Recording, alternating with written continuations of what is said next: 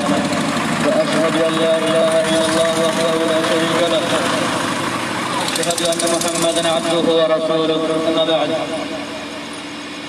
فإن أصدق الحديث كتاب الله خير الهدي هدي محمد صلى الله عليه وسلم وشر الأمور محدثاتها وكل محدثة بدعة وكل بدعة ضلالة وكل ضلالة في النار أما بعد أعوذ بالله من الشيطان الرجيم وقرن في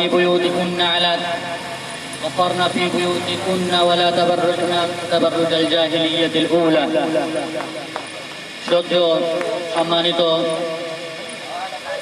দিন দরদি ইসলাম দরদি ভাতৃবৃন্দ ও পর্দার অন্তরালে মা বোনেরা, যাবতীয় প্রশংসা স্তব স্তুতি একমাত্র সেই মহান স্রষ্টা আল্লাহ রাব্বুল ইজ্জতের নিমিত্তে আলহামদুলিল্লাহ।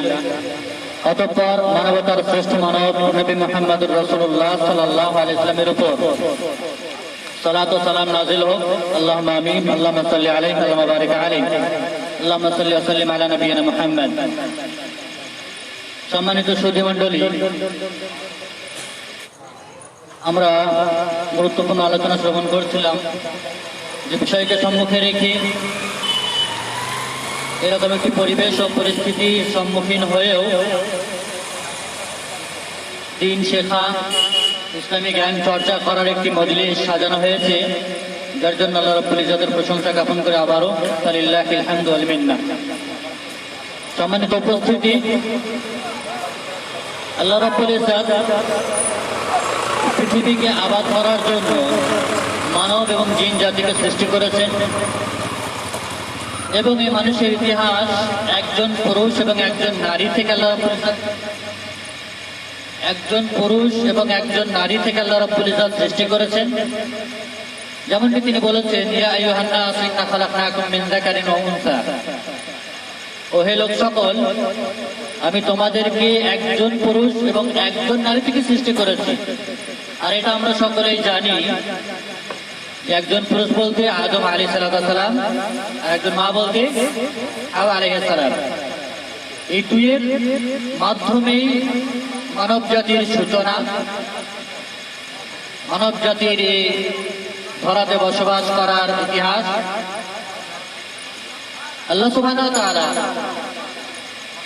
মানুষকে সৃষ্টি করার পরে তাদের দুনিয়ার জীবনে জীবদ্দশাতে চলাফেরা করার বেশ কিছু নিয়ম নীতি, তাদের শারীরিক কিছু চাহিদা, সেটা খাবারের চাহিদা হোক অথবা যৌন চাহিদা হোক, সর্বপ্রকার চাহিদার মেনটেন আল্লাহ রাব্বুল ইজ্জত করেছে। সাধারণত শারীরিক চাহিদা তথা আমাদের পেটের খিদা যা নিবারণের জন্য আমরা ব্যবসা বাণিজ্য, চাকরি বাকরি, কাজ কর্ম, বিভিন্ন পেশায় নিজেরা নিযুক্ত। বিভিন্ন কলা কৌশলে আমরা উপার্জন করে নিজের যে শরীরের তথা পেটের খিদা নিবারণ করে থাকি। অপর একটি খিদা যেটা হচ্ছে যৌন ক্ষুধা। এই যৌন ক্ষুধা নিবারণের জন্য আল্লাহ রাব্বুল ইজ্জত বিভিন্ন ধরনের নিয়ম নীতি বেঁধে দিয়েছেন। যেমনটি পেটের খিদা নিবারণের জন্য হালাল হারামের ব্যাপার আছে, সুদ ঘুষের ব্যাপার আছে। যা যা আপনি ইচ্ছা করলে খেতে পারেন না, একমাত্র হালাল জিনিস আপনাকে খেতে হবে, হালাল পন্থায় খেতে হবে, সৎ উপার্জনের মাধ্যমে খেতে হবে, তবে মুসলিম ও মুমিন হবে। আর অপর যে যৌন খিদা বা ক্ষুধা, এরও ঠিক কিছু নিয়ম নীতি আছে। সাধারণত যৌন ক্ষুধা নিবারণের জন্য তিনটি রীতি আছে বা নীতি আছে। নাম্বার 1 হচ্ছে যেটাকে ফ্রি সেক্স বলা হয়, ওপেন সেক্স, পশুবৎ রীতি, যেটা যার কোনো সীমা নেই, যার কোনো রীতি রেওয়াজ নেই, যেভাবে পারে সে তার যৌন ক্ষুধাকে নিবারণ করে, মেটায়। সেটা জোরপূর্বক হোক অথবা শরীয়তের নিয়ম বহির্ভূত ভাবেই হোক, নিজের শারীরিক যৌন চাহিদা মিটিয়ে থাকে শরীয়তের গণ্ডির বাইরে থেকে। নাম্বার 2, সংযম রীতি। এটা হচ্ছে ইন্দ্রিয় বাসনাকে নিগৃহীত রাখা। অর্থাৎ শরীরের কোনো জিনিসকে আমরা ক্ষয় করব, এটাকে অনেকে পাপ মনে করে, বীর্য ক্ষয়কে পাপ মনে করে। আর এ থেকেই তৈরি হয়েছে বৈরাগ্যবাদ। যারা সন্ন্যাস ব্রত পালন করে, বাড়ি ঘর লোকালয় ছেড়ে বনে জঙ্গলে গিয়ে বসবাস করে, এদের আকীদা কি? যে দেহের যে ক্ষমতা, শক্তির যে মাধ্যম, বীর্য, এগুলো তো ক্ষয় করা যাবে না, এটাও ইসলামে জায়েজ নেই, বৈধ নয়। নাম্বার 3 হচ্ছে নিয়ন্ত্রণ রীতি। কাম বাসনাকে চরিতার্থ করার জন্য আল্লাহ রাব্বুল ইজ্জত তথা শরীয়ত তথা ইসলাম কিছু নিয়ম নীতি বেঁধে দিয়েছেন। বিবাহ বন্ধনের মাধ্যমে সীমিত নিয়ম নীতির মাঝে থেকে শরীয়তের গণ্ডীয় আওতায় থেকে নিজের যৌন ক্ষুধা নিবারণ করা, এই রীতি নাম হচ্ছে নিয়ন্ত্রণ রীতি, যেটা হালাল। এই রীতি যদি না থাকতো তাহলে বংশ পরিচয় দেওয়া সম্ভব হতো না। সমাজের বুকে মান সম্মান ইজ্জত আব্রু বলে কোনো জিনিস থাকতো না। ধর্ষণ ব্যভিচার আম হতো, অথচ ব্যভিচার তো বন্ধ হওয়ারই কথা। এই রীতি ছাড়া অন্যান্য রীতিগুলোর স্পষ্টভাবে কন্ডেম করা হয়েছে পবিত্র কোরআনে। আল্লাহ রাব্বুল ইজ্জত বলেছেন, ওয়ালা তাকরাবুজ জিনা, ব্যভিচার করা তো দূরের কথা, তার কাছাকাছি হয় না। এবং শুধু তাই নয়, বরং তার শাস্তি, পানিশমেন্টেরও ঘোষণা দিয়েছে, আয-যানিয়াতু ওয়াজ-যানি ফাজলিদু কুল্লা ওয়াহিদিন মিনহুমা মিআতু জালদা।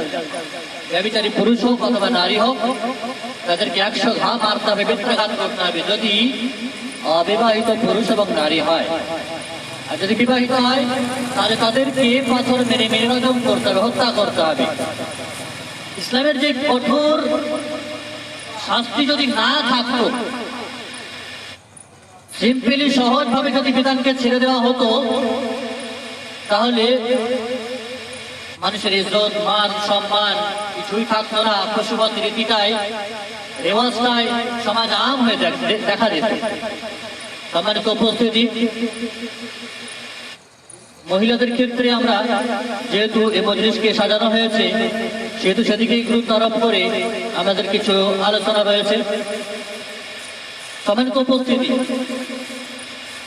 আল্লাহ নবী সাল্লাল্লাহু আলাইহি সাল্লাম মহিলাদেরকে তথা রমণীদেরকে বলেছেন যে এরা পুরোটাই হচ্ছে লজ্জা জাতীয় জিনিস। আল-মারআতু কুল্লুহা আওরা ফাইযা খারাজাত ইস্তাশাফাহা শাইতান, পুরোটাই লজ্জাশীল। যখন কোন মহিলা বাড়ি থেকে বের হয়, তখন শয়তান অপরের দৃষ্টি থেকে আকর্ষণীয় করে তোলে, অন্যান্য পুরুষদের চোখে শোভনীয় করে তোলে, পেতে ইচ্ছা করে, আকাঙ্ক্ষিত হয়। এই জন্যই মহিলাদেরকে একাকী সফর করতেও নিষেধ করা হয়েছে, কেউ যেন একাকী সফর না করে। সম্মানিত উপস্থিতি, আল্লাহ নবী সাল্লাল্লাহু আলাইহি ওয়াসাল্লাম বলেন, কুল্লু আইনিন জানিয়া, প্রত্যেকটি চোখ হচ্ছে ব্যভিচারী তথা জিনাকার। ওয়াল মারআতু ইযা ইসতা'তারাত ফামাররাত বিল মাজলিসি ফাহিয়া কাযা ওয়া কাযা ইয়ানি জানিয়া। যখন কোন মহিলা বিশেষ করে বাড়ি থেকে বের হয় বাজারঘাট করতে, মার্কেটিং করতে, আরো কোথাও কুটুম বাড়ি, আত্মীয় স্বজনের বাড়ি, সেই সময় যদি বিভিন্ন রকমের পারফিউম, আতর, সেন্ট সমস্ত জিনিসগুলো ব্যবহার করে, অনুরূপভাবে চালচলনের যে ঢং, খটখটি হিল জুতো হোক, কেশ রাশি উদ্যম করে হোক, উদাম করে হোক, অথবা দেহের অলঙ্কার, চুড়ি, নূপুর এগুলো উন্মুক্ত হবে পরে হোক, পরিধান করে হোক, কখনোই যেন না বের হয়, এগুলো বাজিয়ে যেন না বের হয়। কেন? এগুলো পরে বা এইরকম ঢঙ্গে যদি চলাফেরা কেউ করে, এই সমস্ত জিনিস উন্মুক্ত ভাবে চলাফেরা করে, নবী আলাইহিস সালাতু ওয়াস সালামের ভাষায় সেই মহিলা হচ্ছে জানিয়া, ব্যভিচারী মহিলা। জানিয়া, ব্যভিচারী। আর ব্যভিচারীর শাস্তি আপনি শুনলেন। সম্মানিত উপস্থিতি, অনুরূপভাবে আল্লাহ সুবহানাহু ওয়া তাআলা পবিত্র কোরআনে বলছেন, ওয়ালা ইয়াদরিবনা বিআরজুলিহিন্না লিইউআলামা মা ইউখফিনা মিন যিনাতিহিন্না। সৌন্দর্য প্রকাশ যেন কখনোই না হয়, সৌন্দর্যকে প্রকাশ করার জন্য যেন কেউ জমিনের বুকে এইরকম ভাবে চলাফেরা না করে, ফটফট করে কিছু আওয়াজ, নুপুরের হোক, তোরার হোক, চুরির হোক দিয়ে, যাতে করে মানুষ আকৃষ্ট হয়, তার দিকে তাকায়। এর কারণেই তো ইফতিজিংয়ের শিকার হয়। সম্মানিত উপস্থিতি, আল্লাহ সুবহানাহু ওয়া তাআলা পবিত্র কোরআনে বলেছেন, আকারনা ফি বুয়ুতিকুন্না ওয়া লা তাবাররুজনা তাবাররুজাল জাহিলিয়াতিল উলা। জাহিলিয়াত এবং অজ্ঞতা বর্বরতার যুগের মানুষের দশা, মহিলাদের যে অবস্থা ছিল আমাদের সকলের মোটামুটি জানা আছে। তাদের মান সম্মান তো দূরের কথা, কন্যা সন্তান জন্ম হলে সেটা লজ্জাকর বিষয় ছিল তাদের কাছে। তাদেরকে দাফন করতে পারলেই তারা শান্তি হতো তাদের।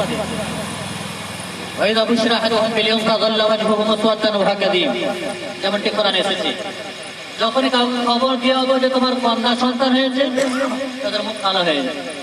বিয়ে দিতে হবে, শ্বশুর হব, একটা লজ্জাকর বিষয়। ইসলাম এসে সেই সমস্ত মহিলা রমণীদের মান সম্মান এবং ইজ্জতকে একটা পজিশনে ফিরিয়ে এনেছে। তাদেরকে সতর্ক করেছে, পূর্ববর্তী জাহিলিয়াতের ন্যায়, অজ্ঞতার ন্যায় যেন তোমরা বাইরে বেরিয়ে না, প্রদর্শন করিও না নিজেদেরকে মার্কেটিং এবং অ্যাডভার্টাইজ করো না, বিজ্ঞাপন দিও না নিজেদেরকে। নিজেরা নিজেদের সঙ্গে বাসস্থান করো, বসবাস করো, থাকো।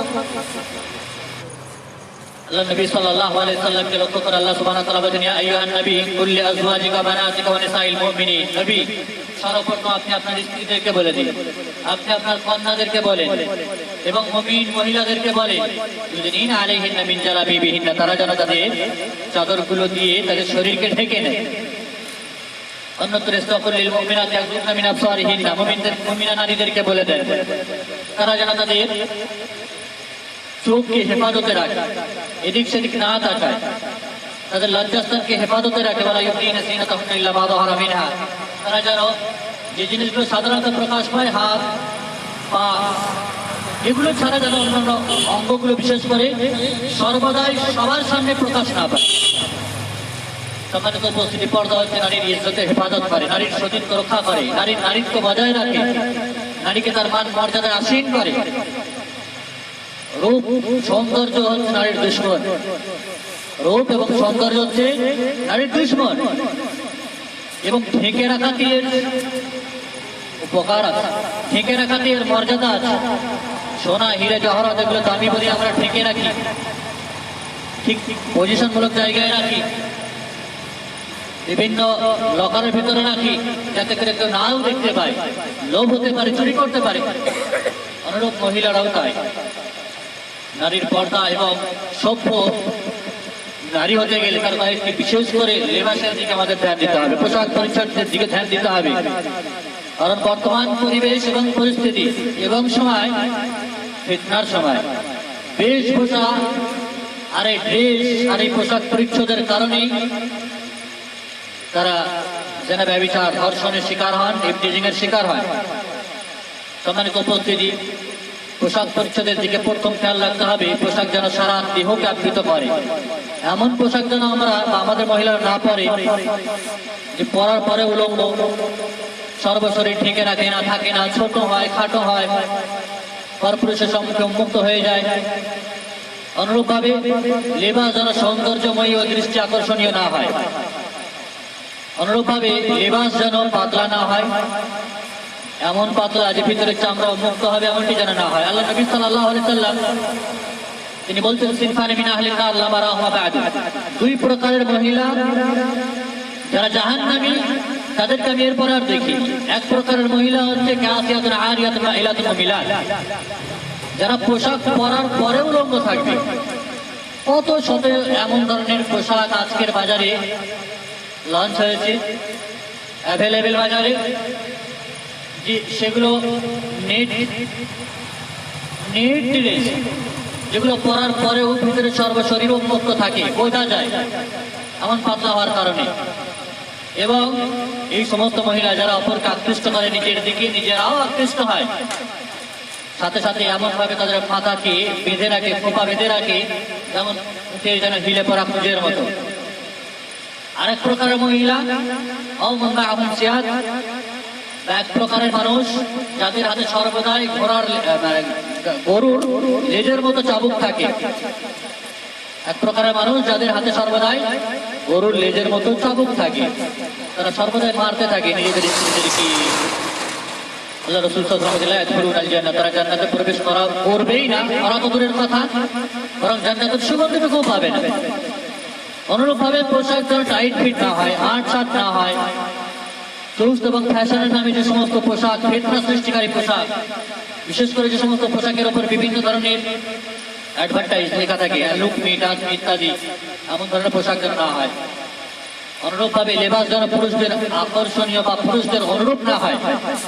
পুরুষদের টি শার্ট, পুরুষদের গেঞ্জি, পুরুষদের জিন্স প্যান্ট মহিলারা ব্যবহার করছে, এরকম যেন অনুরূপ পুরুষদের না হয়। এই সমস্ত মহিলাদের উপরে আল্লাহ রাসূল সাল্লাল্লাহু আলাইহি ওয়াসাল্লাম লানত করেছেন, অভিশাপ দিয়েছেন।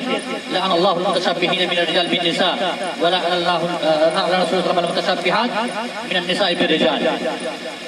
অনুরূপভাবে পোশাক যেন জাঁকজমকপূর্ণ এবং আড়ম্বরপূর্ণ না হয়, যাতে করে বিভিন্ন রকমের সুগন্ধি পারফিউম মেরে বের হবে, অপরের চোখে সেটা আকর্ষণীয় হয়ে উঠবে, এমন নারীকে হাদিসের ভাষাতে বেশ্যা বলা হয়েছে। আল্লাহ সুবহানাহু ওয়া তাআলা বলেন, ইয়া বানি আদম কাদ আনজালনা আলাইকুম লিবাসান ইউআরি সাওআতিকুম ওয়া রিশা ওয়া লিবাসুত তাকওয়া।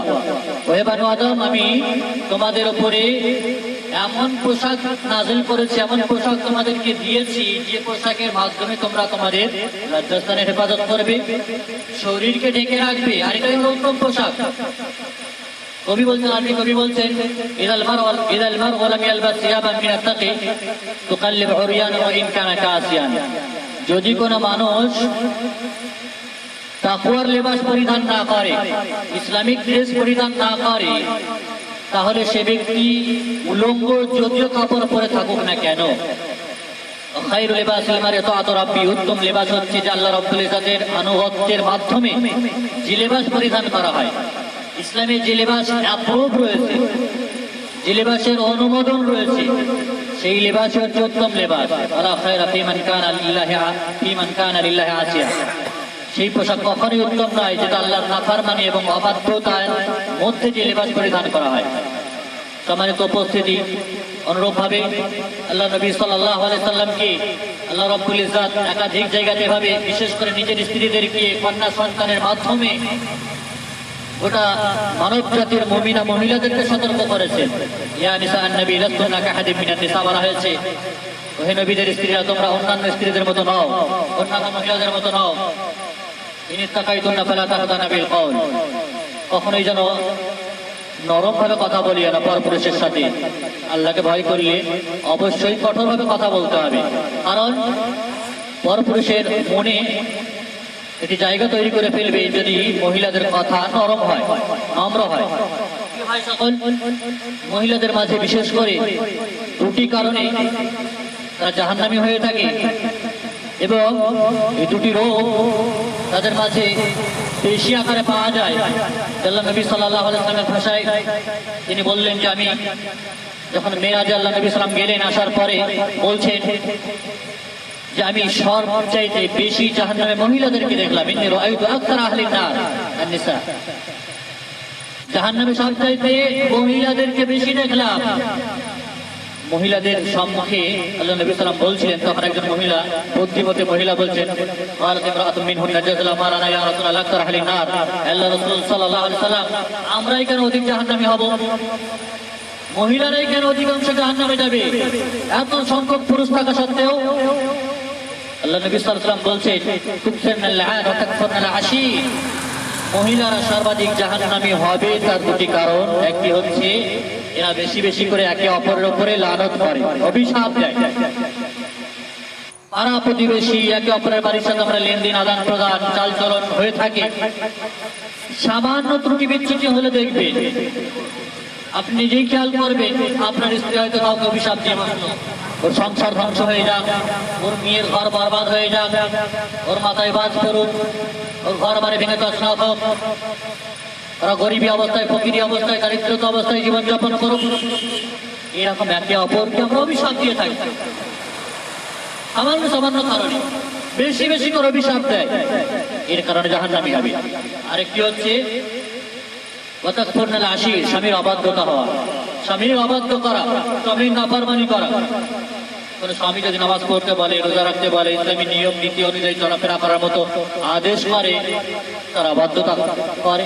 অথবা স্বামীর কাছে কোনো আবদার করেছে, স্বামী হয়তো কোনো রকমে আনতে পারেনি, তার চাহিদা পূরণের জন্য যথাযথ সে চেষ্টা করে, তারপরে হয়তো কোনো সময় ভুলে গেছে, শাড়ি হোক, ব্লাউজ হোক, আরো কিছু হোক, আনতে ভুলে গেছে। এই সময়ে মহিলাদের আসল রূপ এবং চেহারা ফুটে ওঠে। কি ভাষা, জীবনে কিছুই পেলাম না, কিছুই চাই না, একটা হয়তো আজকে জিনিস চেয়েছি, ছোট্ট জিনিস, টিপ হোক আর হার হোক আর মালা হোক আর আংটি হোক আর লিপস্টিক হোক, সামান্য একটা জিনিস চেয়েছি না, আনতে পারলে না। ইতিপূর্বে আপনি যা দিয়েছেন সবই ক্রস হয়ে গেল, সব জিনিসের অস্বীকার হয়ে গেল। মানে এদের মাঝে কৃতজ্ঞতা জ্ঞাপন করার, শুকরিয়া আদায় করার জিনিসটা খুব কম এদের মাঝে। এই দুটি কারণে মহিলারা সর্বাধিক জাহান্নামী।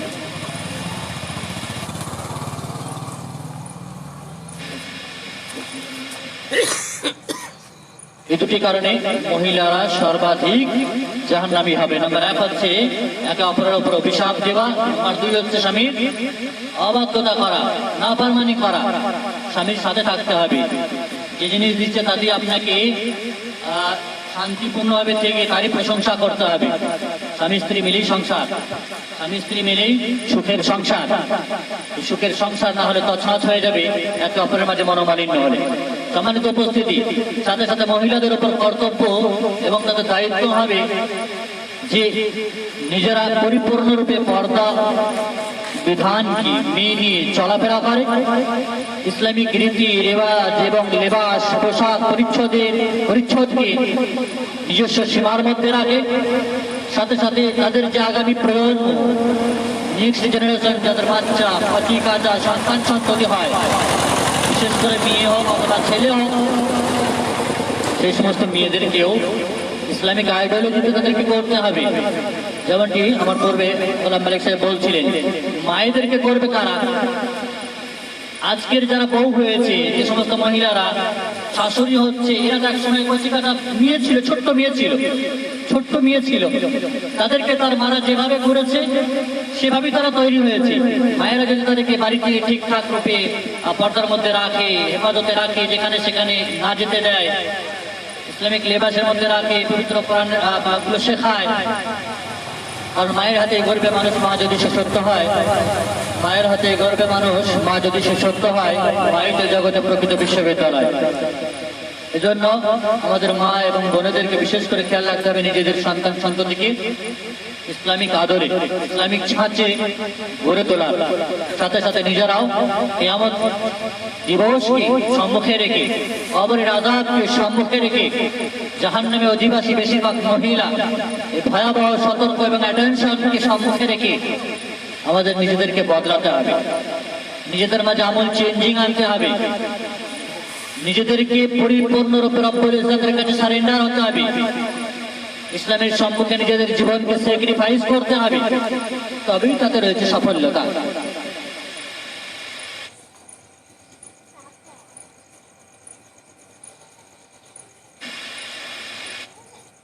সম্মানিত উপস্থিতি, এই জন্য আমাদের মাঝ থেকে বিশেষ করে মহিলাদের মাঝে আরো একাধিক রোগ আছে, সেগুলো বলার সম্ভবপর নয়। যেমনটি গীবত, পরনিন্দা, চর্চা, এগুলো খুব বেশি আকারে পাওয়া যায়। কোথাও কোনো দু একজন জমা হলেই সেই গোল টেবিলে অপরের নিন্দা, অপরের গোলসা এগুলো শুরু হয়। অনুরূপ ভাবে শিরক বিদআতের তো ছড়াছড়ি, যা আলোচনা করে শেষ করা যায় না। বাড়িতে গাড়িতে থেকে নিয়ে আমাদের সমাজে কত প্রকারের শিরক এবং বিদআত রমরমা হবে, আসন কেড়ে বসেছে, বলাই বাহুল্য। শিরক হচ্ছে মহাপাপ। যেমন কচি কাঁচাদেরকে একটু খাদা কাটা করলে হয় তাবিজ ধরিয়ে দিই গলাতে, নাই কোমরে, নাই হাতে, মাদুলি লাগিয়ে দিই, জড়িবটি লাগিয়ে দিই, আরো কিছু, আর কোনো কিছু পেলেন না। রোগ বালা মুসিবত থেকে, বিপদ আপদ থেকে বাঁচার জন্য এটাই কি মন্ত্র ছিল আপনার কাছে?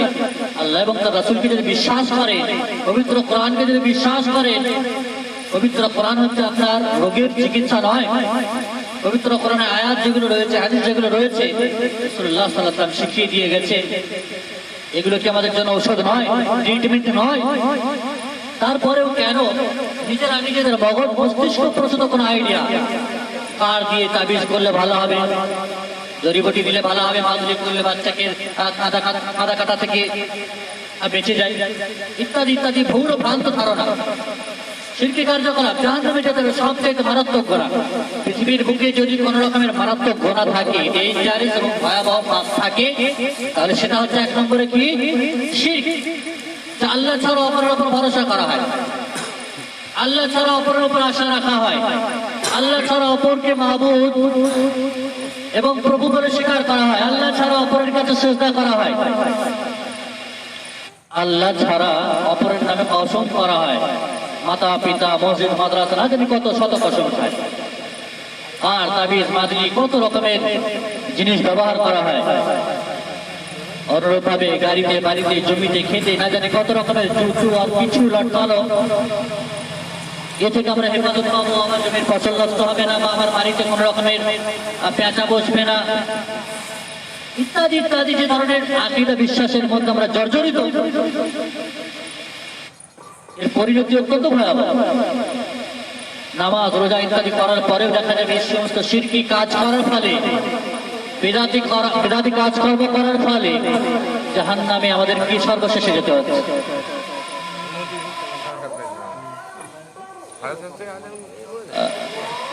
এই জন্য আল্লাহ নবী সাল্লাল্লাহু আলাইহি সাল্লাম সাহাবায়ে কেরামদেরকে একবার বললেন, আতাদরুনা মানিল মুফলিস, তোমরা কি জানো সবচেয়ে নিঃস্ব, সবচাইতে ফকির, গরিব, দরিদ্র, একেবারে অসহায় ব্যক্তি কে? সাহাবায়ে কেরামরা বলছেন, ইয়া রাসূলুল্লাহ, আমাদের মাঝে যাদের টাকা পয়সা নেই, দিনার দিরহাম নেই, তারাই হচ্ছে সবচাইতে গরিব। আল্লাহ নবী সাল্লাল্লাহু আলাইহি ওয়াসাল্লাম বলছেন, না, তারা আসলে গরিব নয়, তারা আসলে মিসকিন নয়। প্রকৃতপক্ষে মিসকিন হলো সে, আল মুফলিসু ফিনা, প্রকৃতপক্ষে মিসকিন হলো সে কিয়ামতের দিন যে ব্যক্তি আদি আমাল কিয়ামতিকে সালাতিন ওয়া যাকাতিন ওয়া সিয়ামিন, কিয়ামতের দিন দেখা যাবে অনেক মানুষদেরকে যারা অঢেল নামাজ নিয়ে এসেছে, দুনিয়ার বুকে নামাজ পড়তো, রমজানে রোজা রাখতো, যাকাত দিত, হজ করতো, কত দান সাদকা খায়রাত করতো, কত শত নেকি করেছে দুনিয়ার বুকে, অসংখ্য নেকি সেগুলোকে নিয়ে কিয়ামতের ময়দানে আসবে। আসার পরে দেখা যাবে তার বিপক্ষে কিছু অপোজিট পার্টিও আসবে,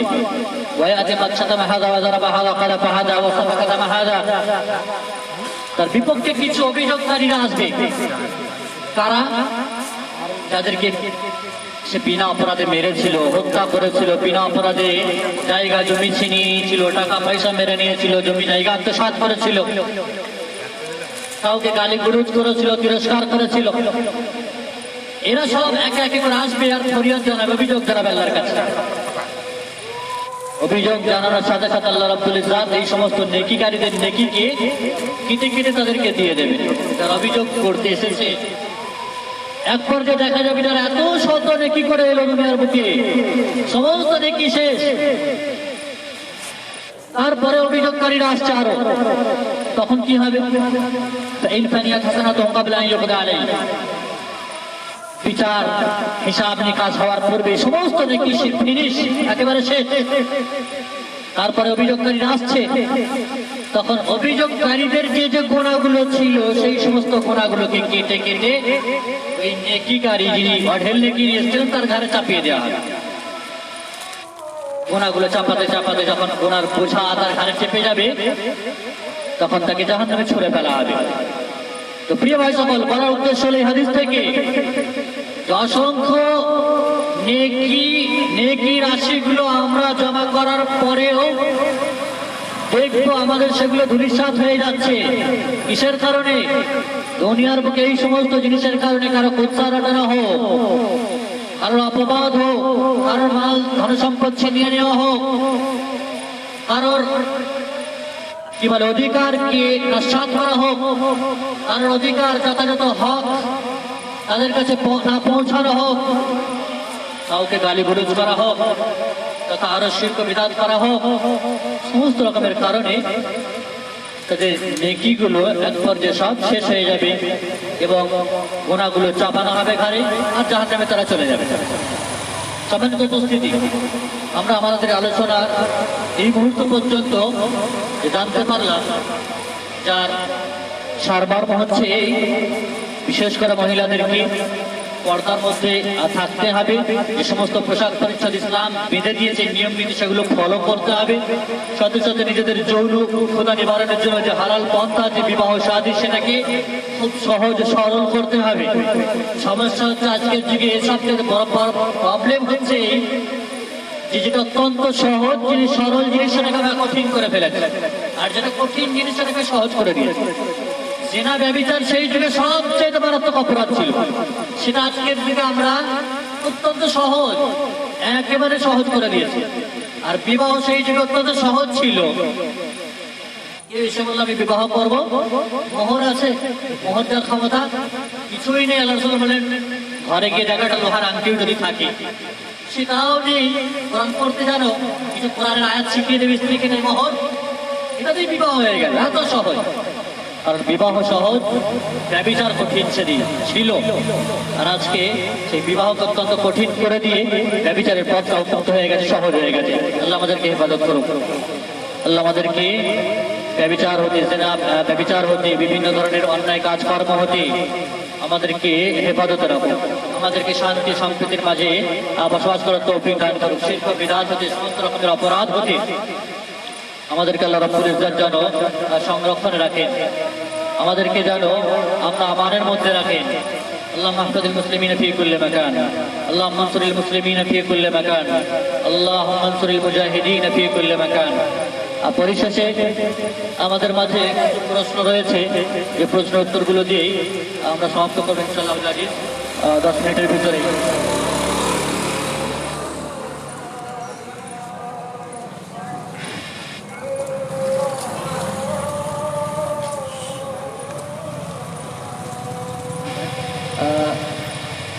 কিছু প্রশ্ন উত্তর রয়েছে শুধুমাত্র এখানে পুরুষদের জন্য, তার জন্য কিছু বই পুস্তক রয়েছে।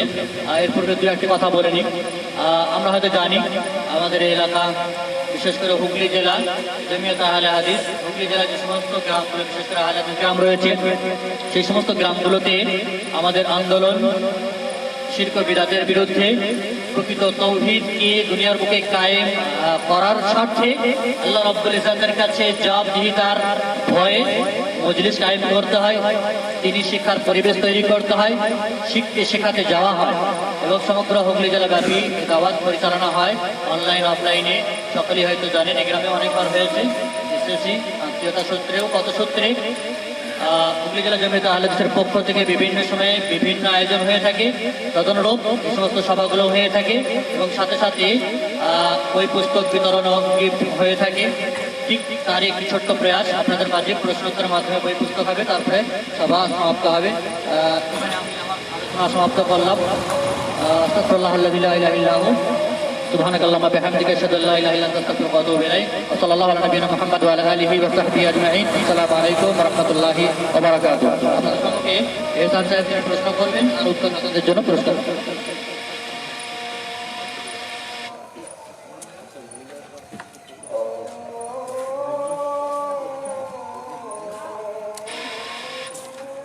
আসসালামু আলাইকুম ওয়া রাহমাতুল্লাহি ওয়া বারাকাতুহু। মহিলাদের পক্ষ থেকে যে একটি প্রশ্ন আছে তার উত্তরগুলো দিয়ে আমি এহসান ভাইয়ের কাছে ছেড়ে দেবো। প্রশ্ন লেখার জন্য খাতা দেওয়া হয়েছিল। ইতিপূর্বে আমরা আমাদের এই ধরনের প্রোগ্রাম বিশেষ করে মহিলাদের জন্য সারেন্দাটা করা হয়েছিল, সারেন্দা জানেন অনেকেই। সেখানে অনেক প্রশ্ন ছিল এই ধরনেরই, মহিলাদের মাঝ থেকে বিশেষ করে বেশি প্রশ্ন ছিল। এখানে অত্যন্ত কম 4টি প্রশ্ন, অত্যন্ত সংক্ষেপে। অহংকার কি, এর পরিণাম কি? অহংকার বলতে অহংকারের পরিভাষা বা সংজ্ঞা, ডেফিনেশন আল্লাহ নবী সাল্লাল্লাহু আলাইহি ওয়াসাল্লাম হাদিসের মধ্যে বলেছেন যে অহংকার হচ্ছে মানুষকে নিকৃষ্ট মনে করা, তুচ্ছ মনে করা, এই প্রতিপন্ন করা, এবং একটু ঠাট বাট দিয়ে চলাফেরা করা, এবং নিয়ামতকে অস্বীকার করা। আল্লাহ রাব্বুল ইজ্জত আপনাকে ধন দৌলত দিয়েছেন, এটা আল্লাহ রাব্বুল ইজ্জতের। আপনি মনে করেন না এটা আমার নিজস্ব ব্যক্তিগত প্রপার্টি, আমি এটাকে বিশাল কিছু করে উপার্জন করেছি, না, কখনোই নয়। আল্লাহ রাব্বুল ইজ্জতের নিয়ামত আপনার উপরে হয়েছে, রহমত হয়েছে, সেই মাত্র আপনি কিছু উপার্জন করেছেন। এটা মূলত আল্লাহরই মাল, আপনাকে দেওয়া হয়েছে বাহ্যিক কিছু দিনের জন্য, আবার আল্লাহ রাব্বুল ইজ্জত কিনে নেবেন। পরিণাম হচ্ছে জাহান্নাম।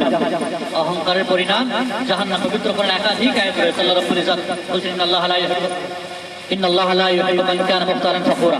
আল্লাহ রাব্বুল ইজ্জত কখনোই পছন্দ করেন না যারা বিশেষ করে দম্ভ করে চলাফেরা করে, মানুষকে তুচ্ছ মনে করে। ধন দৌলত টাকা পয়সা বাড়ি গাড়ি হয়ে গেছে বলে অপরকে তুচ্ছ ভাববো, নিজের ঠাট বা টাটাসকে লোকের সামনে মুক্ত করবো না, এর পরিণাম হবে জাহান্নাম। দ্বিতীয় প্রশ্ন, নামাজ পড়ার সময় মহিলাদের পোশাক কেমন হওয়া উচিত? নামাজ পড়ার সময় মহিলাদের সরাসরি আবৃত থাকবে মাথা থেকে নিয়ে পা পর্যন্ত। মাথা থেকে নিয়ে পা পর্যন্ত সরাসরি আবৃত থাকবে, মুখ খোলা থাকবে, মুখ উন্মুক্ত থাকবে। যেহেতু মুখ দিয়ে কালেমা পাঠ করতে হয়, মুখ দিয়ে দোয়া দরুদ পড়তে হয়, এই জন্য শীতকালের একটি মশালা, শীত আসছে আমাদের পুরুষদের ক্ষেত্রেও তাই, যারা মাফলার ব্যবহার করে, আরো কিছু ব্যবহার করে, মুখ খুলে রাখতে হবে। মুখ অর্থাৎ ঠোঁট খুলে রাখতে হবে। যে ঠোঁট দিয়ে আপনি সূরা পড়বেন, দোয়া দরুদ পড়বেন, এটা খুলে রাখতে হবে। অতএব মুখ খোলা থাকবে, বাকি সারা শরীর আবৃত থাকবে মাথা থেকে পা পর্যন্ত। বাড়িতে হলে হয়তো হাতের কবজি খোলা বা পায়ের পাতা খোলা, সেটা আলাদা বিষয়। কিন্তু যেখানে অনেকে একসাথে জামাতের সহিত আদায় করেন, সেখানে সারা শরীর পর্দা থাকতে হবে। নাম্বার 3, শুক্রবার রোজা করা যায় কিনা? শুধুমাত্র স্পেশালি শুক্রবার রোজা করা যাবে না, স্পেশাল ভাবে শুক্রবারে রোজা রাখা নিষেধ। যদি আগে পরে হয় তাহলে সমস্যা নেই। কেউ বৃহস্পতিবার রোজা রেখে শুক্রবার রাখলো, কোনো সমস্যা নেই। অথবা যার চিরাচরিত অভ্যাস প্রত্যেক মাসে 3টে করে রোজা রাখা, সেই 3টে রোজার মাঝে যদি শুক্রবার পড়ে যায় রাখতে পারে। অথবা শুক্র শনিবার 2টো রাখলো, রাখতে পারে। শুধুমাত্র অনলি শুক্রবার রোজা রাখবে নিষেধ। নাম্বার 4 প্রশ্ন হচ্ছে, অসুবিধার জন্য চেয়ারে নামাজ পড়া কি যাবে? জি যাবে। চেয়ারে নামাজ পড়া নিয়ে এত সমস্যা, এত প্রশ্ন, আল্লাহু আকবার, যা বলতে পারবো না। এক ভাই তো ফেসবুকে পোস্ট দিয়েছেন, হাদিস লিখেছেন, হাদিসের বাংলা শব্দ আরবি শব্দের উচ্চারণ তো জানেন না, চেয়ারে বসে নামাজ পড়া যাবে না। আল্লাহ নবী সাল্লাল্লাহু আলাইহি ওয়াসাল্লাম নাকি মসজিদে চেয়ার থাকা সত্ত্বেও নামাজ পড়েননি চেয়ারে। ফেসবুকে পর্যন্ত নিজেরা মুক্তি সেজে এইভাবে প্রচার করছে, আর সাধারণ মানুষের কাছে গেছে। চেয়ারে বসে নিঃসন্দেহে নামাজ পড়া যায়, কারণ চেয়ারটাও একটা বসারই জায়গা। চেয়ারটা বসার জায়গা না দাঁড়ানোর জায়গা, চেয়ার তো বসারই একটি রূপ। তাহলে তো বাধা কিসে? নিচে বসে পা ছড়ি নামাজ পড়ার চাইতে চেয়ারে বসে নামাজ পড়া অনেক উত্তম। লাইন সোজা থাকে, কাতার সোজা থাকে, কারো ডিস্টার্ব হয় না, কারো ধ্যান যায় না, নিঃসন্দেহে চেয়ার নামাজ পড়া যায়।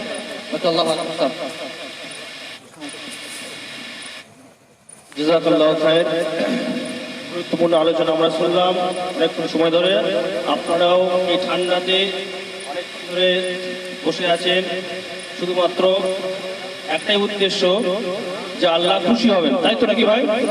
আল্লাহ খুশি হবেন, শুধুমাত্র এই উদ্দেশ্য নিয়ে কিন্তু আমরা সকলেই বসে আছি। তো আমাদের প্রোগ্রামে একেবারে শেষ দিকে চলে এসেছি আমরা। এখানে আমি বলেওছিলাম এর আগে যে আমরা ইতিপূর্বে যা শুনলাম সেখান থেকে কিছু প্রশ্ন আপনাদের সামনে করা হবে। আমাদের সামনে শ্রোতাবন্ধু যারা আছেন, খুব বেশি নেই, যারাই আছেন তাদের উদ্দেশ্য করে কিছু প্রশ্ন করব। আপনারা হাত তুলবেন, উত্তর দিতে পারলে কিছু বই আছে, ইসলামিক বই, খুব মূল্যবান বই, এগুলো আপনাদেরকে দেওয়া হবে। তো আপনারা একটু প্রস্তুতি নেন, আমি ইনশাল্লাহ প্রশ্ন করছি। আচ্ছা, প্রথম প্রশ্ন করছি, যারা পারবেন হাত তুলবেন, যাকে বলবো উত্তর দেবেন। ভালো করে প্রশ্ন শুনুন। ব্যভিচার করলে, জিনা করলে বা ব্যভিচার করলে তার শাস্তি কি? বিবাহিতদের ক্ষেত্রে কি শাস্তি এবং অবিবাহিতদের ক্ষেত্রে কি শাস্তি? এটা কে পারবেন হাত তুলবেন। আপনারা হাত তুলুন। আমাদের এই ভাই যাকে বলবেন তিনি উত্তর দেবেন। ভাইয়ের নামটা বলবেন একটু। মনিরুল ইসলাম ভাই, বলুন। 100 ঘা চাবুক মারা অবিবাহিতদের জন্য, আর মাধ্যমে হত্যা করা বিবাহিতদের জন্য, বিবাহিতের জন্য রজম করতে হয়, পাথর মেরে তাকে হত্যা করতে। মাশাআল্লাহ, সঠিক উত্তর দিয়েছেন। এই ভাইকে, ভাই আপনি আসুন এখানে, আপনাকে একটা পুরস্কার দেওয়া হবে এখানে। যে ভাইকে আমাদের মেহবুব হাসান ভাই একটা বই দিচ্ছেন, তাওহীদের মূলনীতি। এই বইটা পড়লে আল্লাহ আমাদের কেন পাঠিয়েছেন, তাওহীদ কি, এ সম্পর্কে ভালো একটা ধারণা পেয়ে যাবে। মাশাআল্লাহ। এর পরের প্রশ্ন করছি, পরের প্রশ্ন হলো যে মানুষের মৃত্যুর পরও যে তিনটি রাস্তা দিয়ে নেকি আসতে থাকে সেই তিনটি রাস্তা কি কি? সফিনা খতম নাকি? হ্যাঁ, না আর অন্য কিছু 40-এ করা এসব কিছু কি? সব তো নিশ্চয়ই নয়। আলোচনার মধ্যে যা ফুটে উঠেছে তিনটি রাস্তা দিয়ে নেকি আসতে থাকে, সেগুলো কি কি? হাত তুলুন ভাই, আপনি বলুন, আপনার নামটা একটু বলবেন। হাসিবুর রহমান। ওসিফার হাসিবুর রহমান। হাসিবুর রহমান ভাই, বলুন, আপনি উত্তরটা বলুন। প্রথমটা হচ্ছে সুসন্তান যদি, নেক সন্তান যদি কেউ ছেড়ে রেখে যেতে পারে। আর একটা হচ্ছে তোমার সুসন্তান, আর সাদকা জারিয়া, সাদকায়ে জারিয়া, মাশাআল্লাহ। আর একটা হচ্ছে যদি কাউকে অপর ব্যক্তিকে তোমার যদি মানে আমাদের ইসলামের উপর কোনো কোরআন শিক্ষা দেওয়া, দ্বীনের জ্ঞান, মাশাআল্লাহ, মানে দ্বীনের জ্ঞান যদি কেউ শিখিয়ে যায় পৃথিবীতে কাউকে, তাহলে মানুষের মৃত্যুর পরও এই তিনটে রাস্তা থেকে নেকি আসতে থাকে। মাশাআল্লাহ, উত্তর সঠিক হয়েছে। আপনি একটু আসুন। সালাতুর রাসূল এই বইটা আপনাকে দেওয়া হলো, পড়বেন, আমল করবেন। আচ্ছা,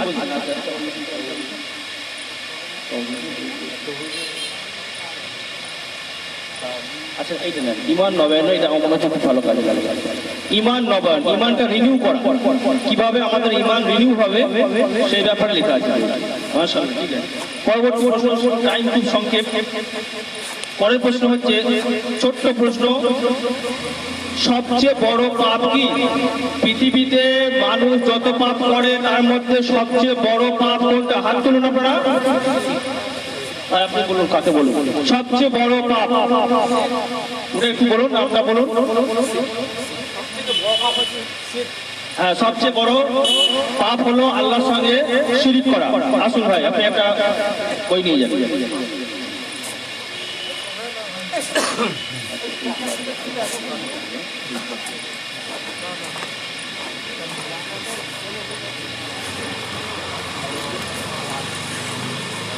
আচ্ছা, পরের প্রশ্ন, সবচেয়ে বড় নিঃস্ব, গরিব, মিসকিন আল্লাহ রসুল তাকে বলেছেন যে সে হলো সবচেয়ে বড় মিসকিন, ফকির, গরিব, যার ধনসম্পদ কিছু নেই, সে নাকি অন্য কিছু বলা হলো? আমাদের মহতারাম শেখ আরিফুল ইসলাম আমাদের বলে গেছেন একটু আগে যে সবচেয়ে বড় অসহায় নিঃস্ব ফকির ব্যক্তি কে? যে পারবেন হাত তুলবেন। আর কেউ? আচ্ছা, ওই ভাই একবার বলেছে, আর কারো কিছু মনে নেই?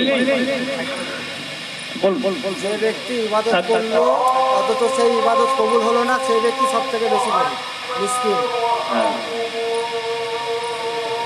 আর আচ্ছা, ওই ভাই বলুন, উত্তরটা সঠিক হবে। যে আমাদের দিন যে ইবাদত করার পরেও, অনেক নেকির পরেও গুনার কারণে যে জাহান্নামে চলে যাবে, মানে সবাইকে নেকিগুলো দিয়ে দেওয়া হবে। হ্যাঁ হ্যাঁ, ঠিক ঠিক বলেছেন, ঠিকই বলেছেন। ভাই আসুন, আপনি একটা নিয়ে যান।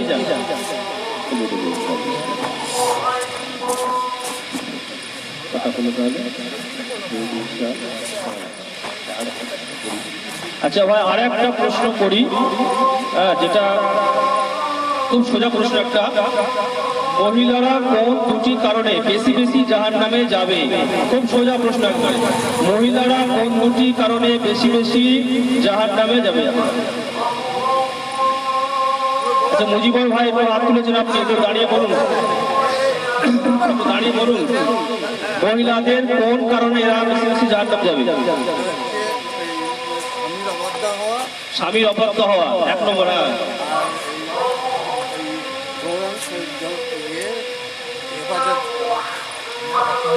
একটা ঠিক হয়েছে, আর একটা একটু একটু বেঁকে যাচ্ছে। ঠিক করুন। পরনিন্দা, ঠিক ঠিক শব্দটা আসছে না। আপনি একটা ঠিক বলে ফেলেছেন, স্বামীর আনুগত্য না করা, এটা একটা কারণ। আর একটা কারণ, কেউ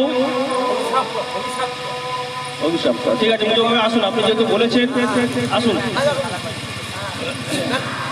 মুজিব ভাইকে একটা পুরস্কার দেওয়া হচ্ছে। হ্যাঁ, আপনি পড়বেন, অন্য কেউ পড়াবেন। আচ্ছা, মহিলাদের দিকে কিছু প্রশ্ন পাঠিয়ে দেওয়া হয়েছিল, যেহেতু আমাদের যোগাযোগের সমস্যা হচ্ছিল, কিছু প্রশ্ন লিখে আমি পাঠিয়ে দিয়েছিলাম। 6টা প্রশ্ন দেওয়া হয়েছিল, মানে 6টা পেপারে একই প্রশ্ন ছিল। তো ওনাদের যদি হয়ে থাকে কেউ গিয়ে একটু নিয়ে আসতে হবে প্রশ্নগুলো। আমরা উত্তরগুলো দেখে তাদেরকেও কিছু পুরস্কার দেবো ইনশাল্লাহ। দিয়ে আমরা মজলিস শেষের যে দোয়াটা, সেই দোয়াটা পরে এখান থেকে উঠে চলে যাবে। মহিলাদের কাছ থেকে আপনারা ওই 6টা উত্তরপত্র নিয়ে আসুন খালি। আর একটা কথা আপনাদের বলি, আজকে কি বার হয়? আজকে হলো বুধবার, সামনে রবিবার, আগামী রবিবার 8 তারিখ, 8ই নভেম্বর, খুব বেশি দূরে নয়, আমাদের দেপাড়াতে, দেপাড়া যে আহলাদিস পাড়াটা আছে, ওখানে একটা এইরকমই দিনই প্রোগ্রাম আছে, দিনই মজলিস হবে ইনশাল্লাহ। বেশি দিন আর টাইম নেই, সামনে রবিবার। ওখানে আমাদের আসছেন জনাব সাহেব আইনুল হক সাহেব। আইনুল হক সাহেব আসবেন, ভালো কথা রাখেন। আমাদের মোহতারাম সাহেব আরিফুল ইসলাম মাদানী থাকবেন, আরো অনেকে থাকবেন। বকর চিকিৎসা পর্যন্ত খুব সংক্ষিপ্ত সময়। আপনারা সকলে আসতে রাজি আছেন? যদি আসেন তবে হাত তুলুন। চেষ্টা করুন কমসে কম, ইনশাল্লাহ এই ধরনের কাজের ক্ষেত্রে আমাদেরকে যেতে হবে, ঠিক না? আচ্ছা।